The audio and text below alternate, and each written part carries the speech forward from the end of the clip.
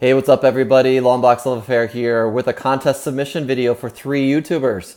So I'm sending support and appreciation to ExileState Comics for his 500 sub contest. That's amazing. I'm sending appreciation to The88Jester for his 100 sub contest. And I'm sending appreciation to HazelDan1216 for their 100 sub contest. Some great channels. If you're not subscribed to them, check them out. I'll put the link down below. So I'm going to try to keep this succinct because the three contests sort of blend into each other. So ExileState Comics wants to talk about a favorite team or a favorite character. And the 88 Jester wants to talk about how my collection has changed over the years. And HazelDan1216 wants to see a grail. So HazelDan, ExileState, I'm going to combine yours into one right now because, well, I would normally, my first grail was actually New Mutants. I've got the TV doing a save screen in the back. Sorry about that. Been trying to catch up on The Gifted. Anyway, so the first grail I received was New Mutants 87, and that's obviously the first appearance of Cable. When I was a kid, it was $50 at my comic shop, and my uncle told my mom that she should buy it for me because it'd probably be a good investment. And I've loved that book. I love that character. I've been reading. I had the second print. I had some other New Mutants up to 100, but I didn't know about the series until after Cable started getting hot. So I didn't pay for it. My mom did. I got it for $50, and it got me on the map for being known by the comic shop owner. And then he and I have had this good relationship ever since. I don't know how old I was, maybe 12, maybe 15. And then he would hunt for things, and if he knew I was looking for it, he would call and say, "Do you want me to buy this?"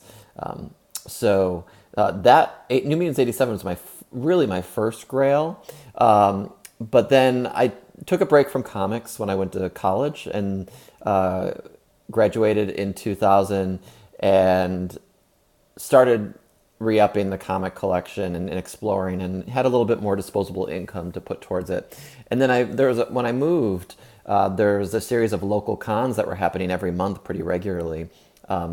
And it was actually a really large convention. It's smaller nowadays here in the city, and it's not as regular. It's a different person running it in a different organization. But there's this thing called Capicons in DC that they did every month. And so I spent a buttload of money. And what I did was I found some keys that were really awesome. So one key that I picked up when I renewed my collection was Giant Size X-Men #1. This I never thought I would own. And, third appearance of Wolverine, the new team, all these first appearances. The cover, I think, is detached. It's not excellent. I got it for $50. Maybe I negotiated down. This is 18 years ago I bought this. But just classic book. And ExileState Comics, for your contest, who was my favorite team, the X-Men. I have their complete run now. I'm working on my Amazing Spider-Man run, which is a close second for favorite for me. But X-Men is where it's at. And is this Len Wein art? Or Gil Kane, maybe. But it's a beautiful book, one that I never thought I would own. The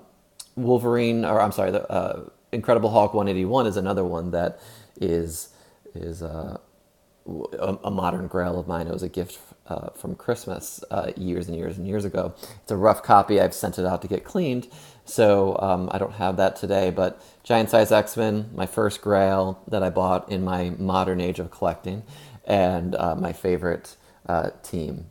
So that's what I'm showing off for you today.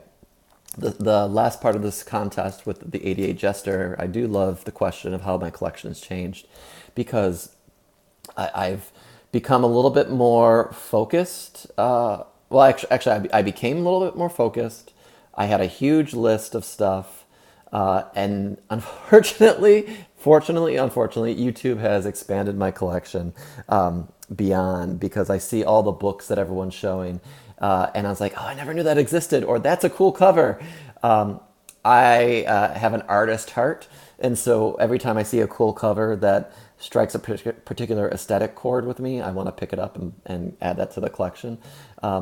I also look for potential flip value. I don't do that a lot, but if I have books that I think will be worth something in the future and I can sell them off, I'll do that. But that's not the reason I collect. The reason I collect is the story, the art. I do love reading the books. I have a stack this high right now that I'm trying to get through, but I've been focused on some other things. So YouTube has definitely changed that. CGC is another thing that I've gotten into this past year. I think the first book I ever CGC'd was in June of 2017. So I'm relatively new to the CGC market, but I do like the idea of preserving the books that I have. I haven't sold any CGCs. I don't plan on. Maybe one that I have that got a low grade because I have a higher grade one right now. But what I really love CGC for is the signatures. I was never a signature person.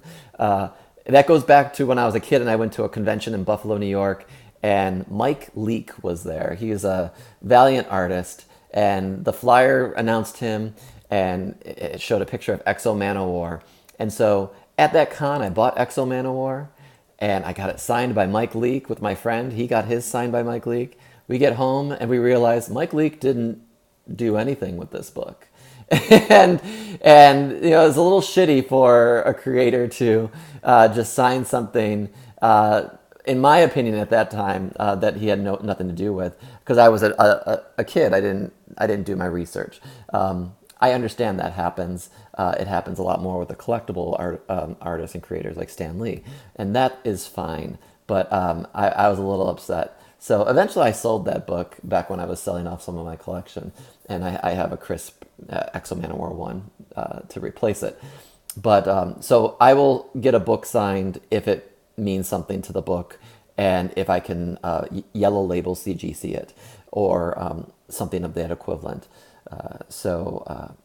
That just leaves away all doubt. It's verified, it's preserved, it's witnessed. The witness process is a pain in the ass, but we do what we can do. And that's, you wait in line, you get someone to go with you to wait in line again.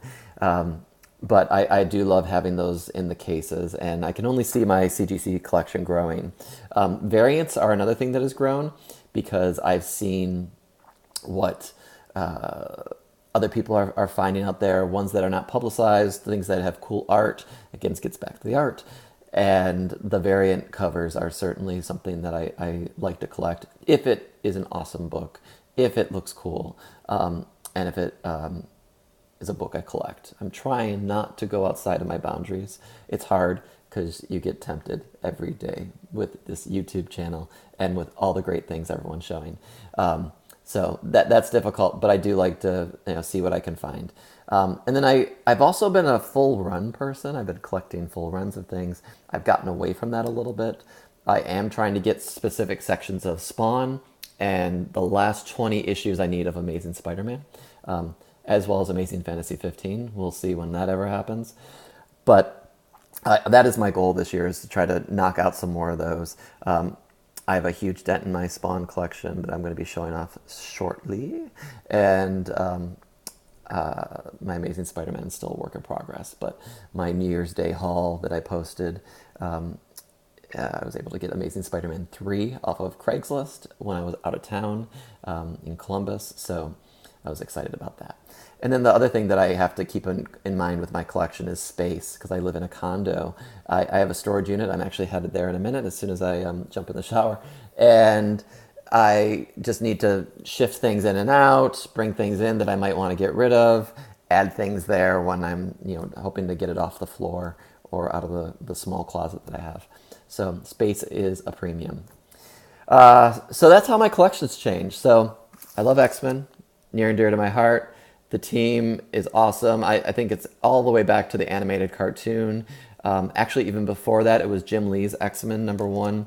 I just met him, if you've seen that video, last weekend at the DC and DC event. That was a milestone for me because I grew up with that X-Men #1. I remember those books all in the rack. I was like, do I have to buy all these? You know, X-Men 1 with the Rogue Gambit and the Colossus and then the wraparound. The wraparound was the one to find. But I picked up the Magneto one, and then as you collect, you get more and more. So just enamored with that art, with the story, and the rest is history. I've talked long enough, so congratulations, HazelDan1216, the 88 Jester, and ExileState Comics. Congratulations on your milestones. I have so much support for you, and hope that you all keep posting and providing great content. So hit them up if you haven't. Subscribe to me if you haven't, and I'll talk to y'all later.